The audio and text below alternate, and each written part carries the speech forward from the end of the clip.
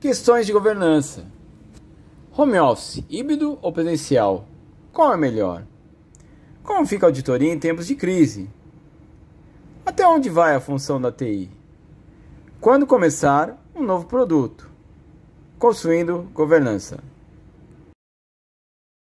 Home office, sem governança. Mandar todo mundo para casa. Pedir para alugarem na VPN da empresa no mesmo horário de entrada e ficar alugados até o horário de saída. Instalar ferramentas de observação e controle no equipamento do funcionário. Qual a legalidade disso? Fazer várias reuniões online. Com governança, ter uma rede de computadores, de preferência máquinas virtuais, segmentada e protegida para acesso externo, e aí sim disponibilizar uma VPN. Ter ferramentas de controle de backlog das atividades dos funcionários. Ter mapeada as atividades das pessoas, tarefas versus serviços e projetos, com impacto SLA definido. Fazer reuniões online curtas e planejadas para tratar impedimentos e estados de entrega. Relembrando a primeira temporada, quinto episódio, Portfólio Parte 2, onde na visão de TI, pegamos todos os serviços e projetos e através de um software de Service Desk ou Bug Track, captamos todos os incidentes e requisições através de um funil de serviços que será tratado por uma central de serviços compartilhados e todo esse tratamento e resultados vai ficar documentado em um portfólio. Agora, na visão do usuário, além dos serviços e projetos, vamos trazer também as tarefas. Vamos incluí-las no funil de serviços. A maioria dos softwares de HSM já possui molde para controle de tarefas. E também temos o IoT, com o qual conseguimos monitorar as falhas de operação, assim como fazíamos com os eventos através dos softwares APIX e dos plugins nos softwares de controle de projetos. Lembrando, a segunda temporada Entregar, Ser e Exportar, tarefa é tudo que é repetitivo. E um conjunto de tarefas pode constituir um serviço, onde o ciclo já é pré-definido. Então aí temos a importância de ter mapeado tarefa a tarefa. Então veja a importância da central de serviços compartilhados do portfólio no gerenciamento de crises. Então o mesmo catálogo de serviços que você utilizou para gerenciar os seus serviços, você vai utilizar também para gerenciar as tarefas dos usuários. Por exemplo, no nome do serviço, você vai colocar lá no catálogo o nome da tarefa. Você vai colocar também na parte de proprietários, os proprietários da tarefa, né, por realizar essa tarefa. Você também tem a parte de custos, onde você vai ter a parte de não realizar, né, qual é o impacto de não realizar essa tarefa. Né? E também a parte de cobrança. Em termos de usuários, você vai ter que cobrar para a realização dessa tarefa. E por fim, né, fechando a parte de dependências, você vai colocar se tem alguma outra tarefa que depende dessa tarefa, né? Ou se você tem, além dessa tarefa, você tem um serviço também que é dependente. Então, dessa forma, você passa a ter o quê? Uma gestão de crises, um comitê de crises, não só para administrar, óbvio, né, como foi a pandemia, mas para qualquer crise que venha ocorrer e você tem que gerenciar em termos de tarefas dos usuários. Trazendo para a questão do usuário, uma crise gera uma mudança. Você pode aproveitar o conceito de comitê de mudança para gerir também suas crises.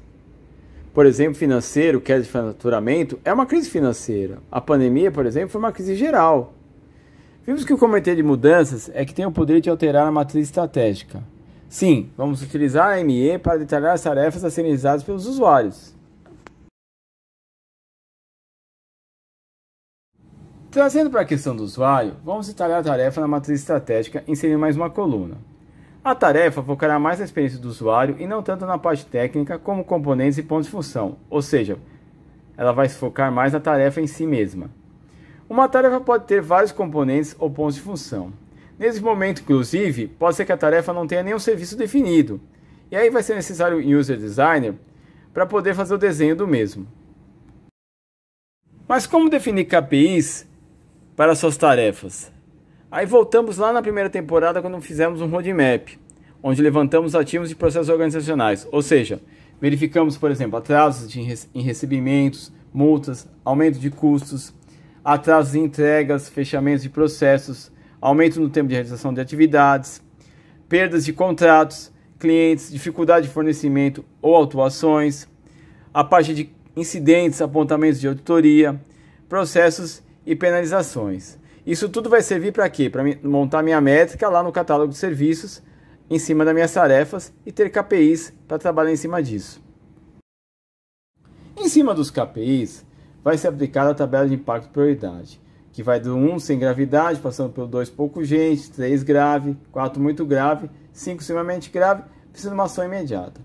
Aí o gestor vai ter uma visão de quais as tarefas ele precisa inclusive priorizar e melhorar. Depois levantadas todas as tarefas, o seu impacto e urgência, nós vamos tratar aqui do processo de recursos humanos que a gente viu na primeira temporada, alinhar, planejar e organizar. Ou seja, para cada tarefa a gente vai entrevistar as pessoas e ver em qual papel ela se sente mais confortável para assumir nessa tarefa, né? Então, ao invés de adotar o famoso chá, conhecimentos, habilidades, atitudes, a gente vai adotar papéis. Quais papéis? Então, se a pessoa, por exemplo, ela tem conhecimento, mas não se sente confortável em executar sozinha, são excelentes pessoas, por exemplo, para fazer documentação, testes, pessoas que já executam bem a tarefa sozinhas e as pessoas que até têm capacidade de coordenar, certo? Então, dessa forma, a gente vai deixar as pessoas escolherem aquilo que elas se sentem melhor para poder fazer tarefa por tarefa. E aqui você vai trazer para a questão do custo, né? Você vai ter que fazer um trabalho com o seu RH para ter um custo médio de hora por funcionário, né? De acordo com o range que você estabeleceu um range, né? De tal salário a tal salário, você tem um valor médio de hora. Aí você vai ter uma tabela depara, né, o funcionário, o range que ele está e o valor médio da hora dele, e vai pegar esse valor médio e substituir na tabela pelas tarefas que esse funcionário está executando. Além de saber o custo de hora, eu preciso saber a questão do tempo. Então a gente vai fazer uma proporção também aqui, né? Então vamos adotar, por exemplo, que quem tem conhecimento, mas ainda não executa, ele leva mais tempo. Então nós vamos chamar de 3 T's. Quem já executa, nós vamos usar uma unidade de 2 T's. E o que coordena, ele conhece mais, ele tem mais habilidade, ele executa em 1 T.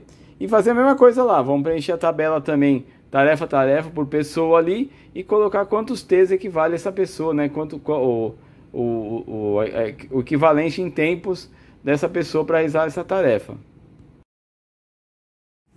Aqui a gente vai trazer para a questão se vai melhorar, automatizar ou terceirizar. Uma vez levantados os itens por urgência, impacto, custo e tempo, a gente pode tentar tomar algumas atitudes como, por exemplo, aumentar o treinamento da equipe, diminuir o tempo de realização, diminuir o custo redimensionando a equipe, tentar diminuir o tempo ou o custo automatizando e usando os itens levantados por uma RFP ou um memorial descritivo de terceirização. É importantíssimo, né, para questões de auditoria e também para a questão de governança, você ter esses itens levantados, uma RFP e um memorial descritivo. Então, trazendo para a questão de novos produtos. Uma vez que a gente tenha levantado o impacto, a urgência, o custo, o tempo e também os riscos de não se melhorar a tarefa ou executar a tarefa e o grau, né, desse risco, a gente já está fechando o nosso telhadinho aqui, né? A gente já pode avaliar, dirigir, monitorar e a gente passa a ter nossos objetivos e resultados-chave definidos. Ou seja, a gente pode partir se vai criar novos produtos ou não. Aqui a gente também começa a avaliar a partir da funcionalidade, da usabilidade, confiabilidade e identificar produtos viáveis a serem melhorados a fim de automatizar tarefas, seja por RPA, bots ou inteligência artificial. Então, levantei minhas tarefas pelas urgências e impacto das mesas. Levantei meus objetivos, OKRs. Levantei a capacidade da minha equipe. Vou então aplicar aqui os métodos ágeis. Ou seja, para atividades em que eu tiver um impacto menor e fácil realização, eu posso aplicar, por exemplo, o Kanban.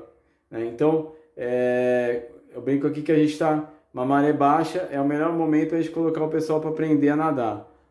E atividades que exijam uma codificação mais incremental, maior parametrização, uma maturidade da equipe, um maior levantamento de requisitos, aí eu aplico o Scrum.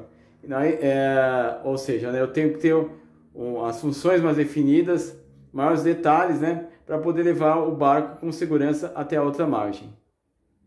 E é isso aí, pessoal. Espero ter respondido as questões que a gente levantou no começo do vídeo e até o próximo post. Valeu!